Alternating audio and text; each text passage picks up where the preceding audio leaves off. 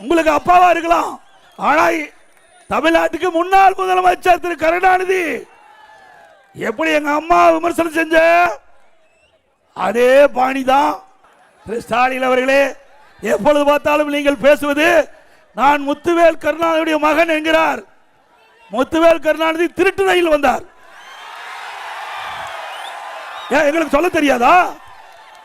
திருட்டு ரயில் ஏறி வந்தவர்களுக்கு உங்களுக்கு இவ்வளவு யதார்த்தம்னா, ஒரு விவசாய குடும்பத்தில் பிறந்து உழைத்து உழைப்பால் வந்தவனுக்கு எவ்வளவு நாள் இருக்கு? வாயு நாக்கு இருக்குன்னா எது வேணாலும் பேசிடலாமா? எங்களுக்கு பேச தெரியாதா? எங்களுக்கு நாக்கு இல்லையா? ஸ்டாலின் அவர்களே, நாவடக்கம் தேவை. நாவடக்க வேணும்.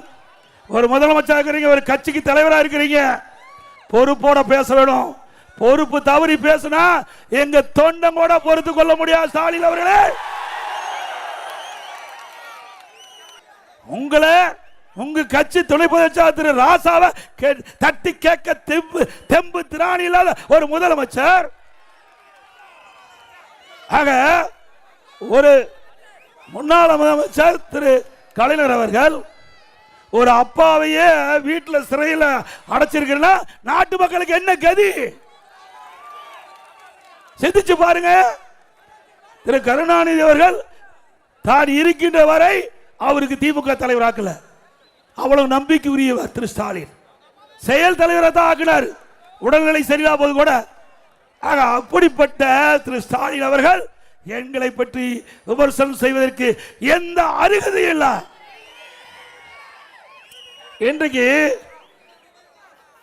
இன்னைக்கு தூத்துக்குடி போனார் ஸ்டாலின், பதநீர் குடிச்சிட்டு இருந்தார். அப்போ இதுல எல்லாம் சக்கரை போட்டுக்குதான்னு கேட்கிறார். அப்படிப்பட்ட மங்குனி எங்களை பத்தி பேசலாமா?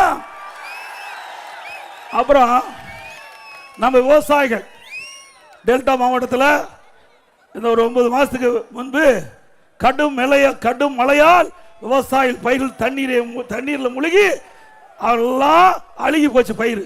அந்த பயிரை போய் நேரில் பார்க்க வக்கில்லாத முதலமைச்சர் ஒரு ட்ரேவில், தலைமைச் செயலகத்தில் ஒரு ட்ரேவில் அந்த பயிரெல்லாம் பிடுங்கி போட்டு அதை பார்க்கிறார். அந்த பயிர் என்னன்னு தெரியாத ஒரு மங்கடி முதலமைச்சர் தான் இந்த முதலமைச்சர்.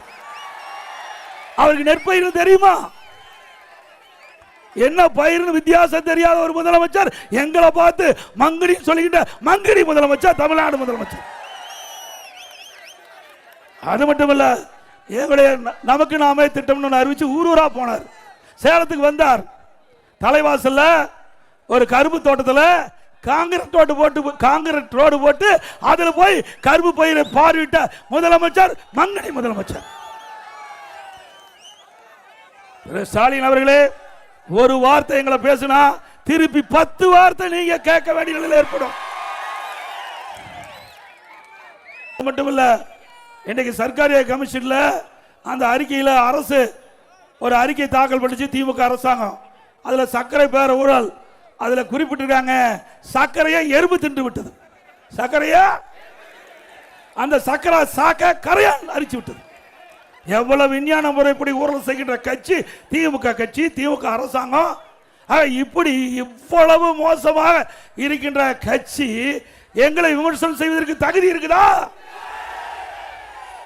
திரு ஸ்டாலின் அவர்களே, திரு ராசா அவர் ஆடியோ சொன்ன கருத்து அதை விசாரிக்கப்பட்டு அது உண்மை இருந்தால் அதற்கு யாரெல்லாம் பொறுப்பாளர்களோ அவர் மீது யாராக இருந்தாலும் சட்ட ரீதியாக அதிமுக அரசு நடவடிக்கை எடுக்கப்படும். விடமாட்டோம். ஸ்டாலின் அவர்களே, முழு விசாரணை மேற்கொள்ளப்படும். எங்க மேல எரிஞ்சு விழுந்து என்ன பிரயோஜனம்? உங்களுடைய மத்திய அமைச்சர் நாடாளுமன்ற உறுப்பினர் திரு ஆர் ராசா அவர் வெளியிட்ட ஆடியோ அவரை கண்டிக்க முடியல. பயம். கண்டிச்சா இன்னும் பல உண்மைகள் வெளியே வந்துடும், இன்னும் பல ஆடியோ வெளியே வந்துடும். ஸ்டாலினுக்கு வேட்டு வச்சு வேற ஆப்பு வச்சிருவார், வேற வழி இல்ல. அதனால அவரா எதிர்த்து பேச முடியல. அவர் யாரு? திமுக கட்சியுடைய துணை பொதுச் செயலாளர் திரு ராசா.